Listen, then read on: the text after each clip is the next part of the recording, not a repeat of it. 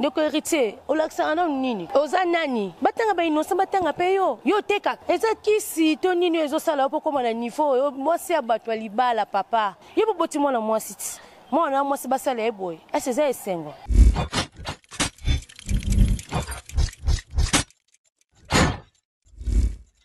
mbote bandeko balandi émission bakolomboka. Désormais, tout le monde Congo et Sengo télévision, tout comme Gilles Mutoto télévision. Bande qu'on a vraiment na kanda na mokona le na koleba likambo oh ya Sony oh salami pour na ndeko héritier. Ndeko héritier, olakisa na nini? Oza nani? Batanga ba innocent batanga pe yo te kaka. Eza kisi to nini ezosala po koma na niveau yo mwasi ya bato ya libala papa. Olakisa na vidéo na télévision. Papa pona nini? Oza po sa succès, o te kaka pete. Nandimite katande ba video sali o roteka nandimite yebo boti mwana mwasi mwana mwasi basala eboy eza esengo tende ko héritier kande ba biso bakangi wana bakango peno ke boloko ovanda na kuna po bato bapema succès bazuka ngo boy beta musique ne ba innocent bazobeta bagezi mawete bandeko na mike oyo bino benga bana mike bazobeta baleki o héritier sans succès te héritier obeta kate na longa na koto na zone koto ndeko Naomi ndeko mwasa libala mipesa ka kilo ndeko Naomi mwasi kitoko lokwa ngai na si elonga boy mwasi ya pembe mwasi kitoko taye vanda me obomisi mobile na otia la goni na ngalema ndeko landi nini pa héritier yebisa ngai nini mama mbongo te na nzimite ndeko poni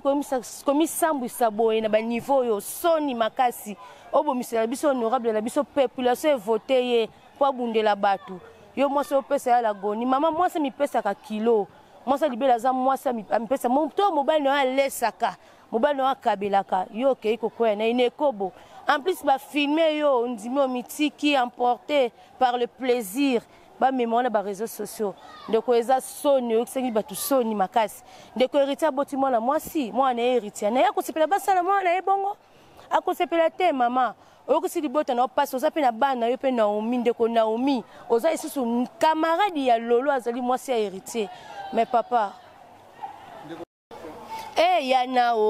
yanao ebula mama babengi madame Mbondo lelo to bengo na madame Watanabe eza Sony ndeko mwasi oyokisi mobali na yo Sony obomisi mobali na yo na moto ya kabela kana moto apesaka mwa 100 francs te ya ndeko mwasi olandi nini yo olandi nini ndeko mwasi tozotu na toyeba o eza Sony bosoto ekobo obino bosali bomemengo tina ba réseaux sociaux okepe ko boya te mama nini yango Paul bakona mobile na ozaka na tante po na yo boy na boy mais non oke ko kitati na sete mama muté mobile na pesa $100 $200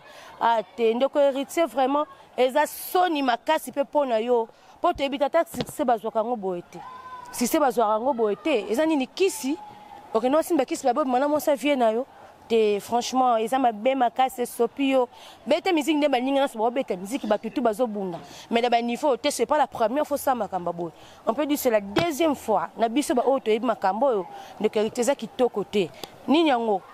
nini ndeko oloba nini ke moi sinda yaki to yo yaki te eza malamu te yana ope ba yana obula yana na ndaka libala me yana wasala kama mabe yana wasala ka boy yana wakenda ka boy nde babaka 99 jours ya yo pene écoute yo mutu na yo moko a filmer yo atie na écran donc eza Sony makasi yango bandeko balanti to comme na suka mais to yebi to koloba lisusu na to sisi koloba te pona likambo oyo le rendez-vous est pris ciao.